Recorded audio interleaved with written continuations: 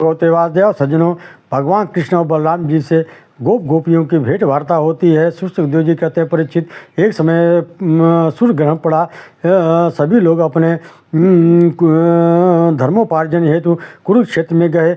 यह कुरुक्षेत्र सूर्यदेव का सबसे बड़ा तीर्थ स्थल है। ग्रहण मोक्ष हो जाने के पश्चात परशुराम जी के बनाए हुए कुंडों में स्नान करके पात्र ब्राह्मणों को दान देकर भोजन कराया।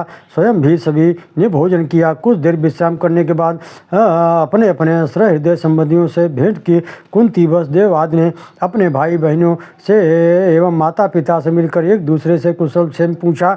और नंद बाबा आदि गोपों को जब यह मालूम हुआ कि कृष्ण बलराम भी यदुवंशियों के साथ यहाँ आए हैं, तब गोप और गोपियों के साथ लेकर नंद बाबा यशोदा मैया उनसे मिलने को वहाँ जा पहुँची। उन्हें देखते ही भगवान श्री कृष्ण नंद बाबा के हृदय से जो लग गए और बलराम जी यशोदा मैया से और उनके भर के उन्हें प्यार किया। देवकी और रोहिणी जी भी ब्रजेश्वरी श्री यशोदा जी से मिली तथा उन्होंने एक दूसरे कुशल मंगल का कही सुनी। तत्पश्चात भगवान कृष्ण और बलराम जी सभी गोपियों का ग्वाल बालों से मिले। भगवान कृष्ण ने कहा, मेरे प्यारे गोपियों, मैंने अपने स्वजन संबंधियों का प्रयोजन सिद्ध करने के लिए ब्रज से बाहर चला आया। इस कारण अपने प्रेयसियों को वहाँ ही छोड़कर दुष्ट दानवों का संहार करने में ही उलझ गया हूँ। आप लोग यह न समझ लेना कि मैं अकृतज्ञ हो गया हूँ। मेरी प्यारी सखियों, यह बड़े ही सौभाग्य की बात है कि तुम सभी को मेरी वह प्रेम भक्ति प्राप्त हो गई है जिसे बड़े बड़े ऋषि मुनि भी प्राप्त नहीं कर पाते। मेरी आत्मा तो वहीं ब्रज में निरंतर निवास करती है, मैं तो केवल शरीर से ही इसके साथ हूँ। सुखदेव जी कहते हैं, परिचित, भगवान श्री कृष्ण ने गोपियों को आध्यात्मिक ज्ञान की शिक्षा देकर समझाया और बार बार स्मरण करते हुए गोपियाँ समय आने पर भगवान श्री कृष्ण को प्राप्त हो गईं। भगवान कृष्ण की पटरानियों ने के साथ द्रौपदी की वार्ता है। सुखदेव जी कहते हैं, परीक्षित, जिस समय भगवान श्री कृष्ण के भक्त उनकी स्मृति कर रहे थे, उसी समय यदुवंश की स्त्रियां, कुरुवंश की स्त्रियां एकत्रित होकर त्रिभुवन भूषण भगवान कृष्ण की अद्भुत लीलाओं के विषय में आपस में चर्चा करने लगी। द्रौपदी ने रुक्मिणी आदि 8 पटरानियाँ एवं रोहिणी आदि माताओं ने से पूछा, माता जी, भगवान श्री कृष्ण अपनी वैष्णवी योग माया से लोगों का अनुकरण करते हैं, आप सबका परिग्रहण किस प्रकार हुआ? तब रुक्मिणी जी ने कहा, बहन द्रौपदी जी, हम सबकी इच्छा थी कि भगवान श्री कृष्ण ही हमारे पति हों। तब उन्होंने हमारी इच्छाओं को जानते हुए ही हम सबसे अलग अलग मुहूर्त में विवाह किया और आज हम सभी उनके चरणों की दासी होकर प्रसन्न हैं। वसुदेव का यज्ञ स्व है। सुखदेव जी के कहते हैं, परीक्षित, एक समय द्वारकापुरी में बहुत से ऋषि मुनि आकर भगवान श्री कृष्ण को बलराम जी के दर्शन करके शास्त्रीय विधि से पूजा कि जब सभी ऋषि मुनियों ने कहा कि आपका अवतार धर्म की रक्षा के लिए, दुष्ट दानवों को मारने के लिए हुआ है, तब भगवान श्री कृष्ण ने कहा, भगवान, आज हम सभी का जीवन धन्य हो गया। आज हमें जन्म लेने का पूरा फल प्राप्त हो गया, क्योंकि जिन योगेश्वर का दर्शन होना परम दुर्लभ है, उन्हीं का दर्शन आज हमें सहज में ही प्राप्त हो गया। सुखदेव जी कहते हैं, परीक्षित, हो गया।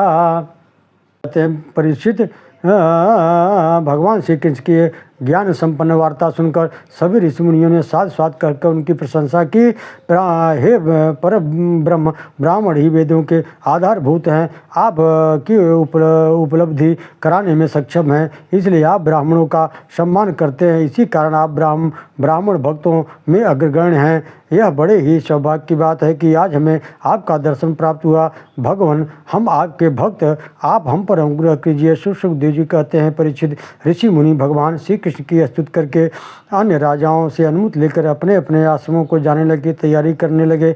उसी समय वासुदेव जी ने कहा, ऋषियों, मनुष्यों के जिन कर्मों के अनुष्ठान से कर्मों की कर्म वासनाओं का एवं परम दुर्लभ मोक्ष को प्राप्ति होती है, आप उनका हमें उपदेश कीजिए।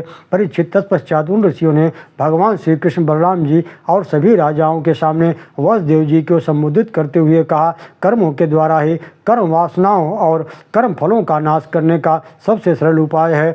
यज्ञ आदि के द्वारा समस्त यज्ञों के अधिपति भगवान विष्णु की आराधना श्रद्धापूर्वक करें। त्रिकालदर्शी तत्वज्ञानियों ने शास्त्रों में चित्त की शांति का उपाय, सुगम मोक्ष साधन और चित्त में आनंद, हर्ष और उल्लास करने वाला धर्म बतलाया है। भगवान श्री कृष्ण के द्वारा वसुदेव जी के को ब्रह्म ज्ञान का उपदेश देना है और देवकी के 600 पुत्रों को लौटाना है। सुखदेव जी कहते हैं, परीक्षित, एक दिन भगवान कृष्ण प्रातः काल प्रतिदिन की बात माता जी पिताजी को प्रणाम करने के लिए कच्छ में गए। बलराम भी शांत गए थे। बस देव जी ने दोनों भाइयों का आलिंगन किया और कहने लगे, सच्चिदानंद स्वरूप श्री कृष्ण महायोगेश्वर बलराम जी, आप दोनों ही सनातन हैं। मैं जानता हूँ कि आप सारे जगत के साक्षात करण स्वरूप परमेश्वर हैं। इस जगत में सब जो भी कुछ होता है वह सब तुम ही हो। मुझे शुभ कर्मों के अनुसार इंद्रियादि शक्ति अत्यंत ही दुर्लभ है। मानव शरीर प्राप्त हुआ है, परंतु हमारी माया के वशीभूत होकर मैं अपने सच्चे स्वार्थ परमार्थ से अवसावधान होकर गया हूँ। मेरी आयु यहीं व्यतीत हो गई। भगवान, यह शरीर मैं हूँ और इस शरीर से संबंधी मेरे अपने हैं। इस अहंता ममता की फांसी के सारे संसारी बंधे हुए हैं।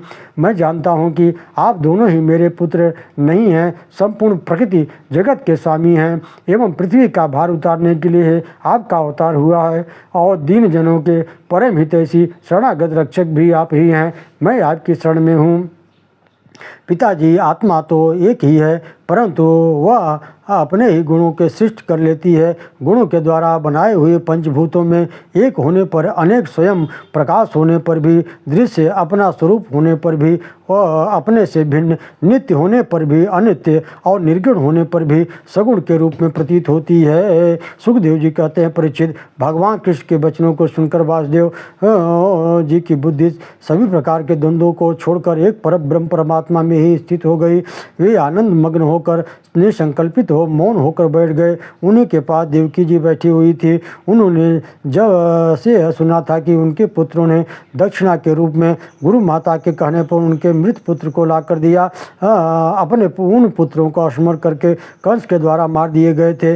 वे कृष्ण से बोली, कृष्ण, तुम योगेश्वरों के ईश्वर हो। मैं चाहता हूँ कि तुम दोनों भाई अपने उन पुत्रों को वापस लाओ, जो मेरे उन पुत्रों को वापस लाओ जो कंस ने उन्हें मार दिए थे। परीक्षित, माता देवकी जी की बात सुनकर बलराम और श्री कृष्ण ने उनके चरणों को प्रणाम किया। रथ पर सवार होकर अपनी वैष्णवी योग माया से सुतल लोग राजा बलि के पास जा पहुँचे। दैत्यराज बलि ने देखा कि बलराम जी और श्री कृष्ण उनके यहाँ पधारे हैं। तब उन्होंने उनका दिव्य स्वागत किया। उनके चरण पखार कर सब परिवार चरणों दक लिया। आनंद मग्न होकर सर्वशक्तिमान भगवान की स्तुति की। भगवान श्री कृष्ण ने कहा, दैत्यराज, स्वयं भू मनवंतर में प्रजापति मारीच की पत्नी के गर्भ से 6 पुत्र उत्पन्न हुए थे। वे सभी देवता थे। वे ब्रह्मा जी को अपनी पुत्री के समागम करने के लिए उद्यत देखकर हंसने लगे थे। इस परिहास के फलस्वरूप उन्हें ब्रह्मा जी ने शाप दे दिया कि तुम असुर हो जाओ। वे हिरण्यकश्यप के पुत्र हो गए थे। उन्हें योग माया ने वहाँ से लाकर देवकी के गर्भ में रख दिया और वे कंस के द्वारा मारे गए हैं।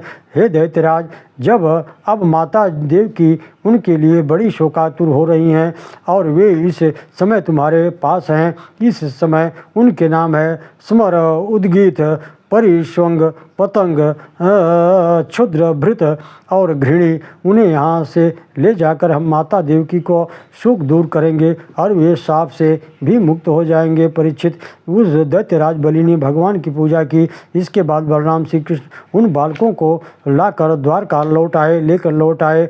माता देवकी को उनके पुत्र देखकर प्रसन्न किया। माता देवकी ने उन्हें अपने हृदय से लगा लिया तथा वात्सल स्नेह के कारण उनके स्तनों से दूध की धार बह निकली। उन बालकों ने दूध का पान करके सभी को प्रणाम कर लिया और सबके सामने देवलोक को चले गए। भगवते वासुदेवाय सज्जनों, अब इसके आगे की कथा में सुभद्रा का हरण है। भगवान की मिथिलापुरी में राजा जनक, श्रुतदेव और ब्राह्मण के घर एक साथ ही जाना है। श्री सुखदेव जी कहते हैं, परीक्षित, एक बार अर्जुन तीर्थ यात्रा करते हुए प्रभास क्षेत्र में जा पहुँचे। वहाँ पर उन्होंने सुना कि बलराम जी की बहन सुभद्रा का विवाह दुर्योधन के साथ करना चाहता है। करने चाहते हैं। श्री कृष्ण इससे सहमत नहीं है। तब अर्जुन ने सुभद्रा को पाने की इच्छा से त्रिदंडी वैष्णव का वेश धारण करके वर्षांत के 4 महीने तक वहीं रुके रहे। बलराम जी ने उनका बहुत ही स्वागत किया। वे अर्जुन को एक दिन घर ले गए। वहीं पर सुभद्रा ने अर्जुन को देखा और उनसे मन ही मन उन्हें अपना पति बना लिया। एक दिन सुभद्रा रथ पर सवार होकर देव दर्शन के लिए दुर्ग से बाहर निकली। बस उसी समय महारथी अर्जुन ने वसुदेव और भगवान श्री कृष्ण की अनुमति से सुभद्रा का हरण कर लिया। यह बात सुनकर बलराम जी को बड़ा क्रोध आया, परंतु श्री कृष्ण के समझाने पर वे मान गए और बलराम जी ने प्रसन्न होकर हाथी घोड़े रथ बहुत से दहेज देकर उन 9 दंपति को आशीर्वाद दे दिया। राजा परीक्षित ने पूछा, भगवान, ब्रह्म कर्म के कारण दोनों से सर्वदा परे सत्व, रज और तम, ये तीनों गुण उनमें है ही नहीं। मन और वाणी के संकेतात्मक रूप में भी उनका निरूपण नहीं किया जा सकता। वेदों की श्रुतियाँ आदि का भगवान नारायण का वर्णन है। शिव जी का संकट मोचन है। श्री सुखदेव जी कहते हैं, परीक्षित, भोलेनाथ भगवान शंकर जी हमेशा अपनी शक्ति से युक्त रहते हैं। वे सात्विक गुणों से युक्त और अहंकार के अधिष्ठाता हैं। अहंकार के 3 भेद है, वैकारिक, चैतस और तामस। त्रिविध अहंकार से 16 विकार हुए। ये 10 इंद्रियों और 5 महाभूत तथा 1 मन। अतः इन सबके अधिष्ठात्री देवताओं में से किसी भी एक की उपासना करने पर समस्त ऐश्वर्यों की प्राप्ति हो जाती है। परंतु भगवान श्री हरि तो प्रकृति से परे स्वयं पुरुषोत्तम प्रकृति गुण रहित हैं। वे सर्वदा सबके अंतःकरण में साक्षी हैं। जो उनका भजन करता है वही गुणातीत हो जाता है।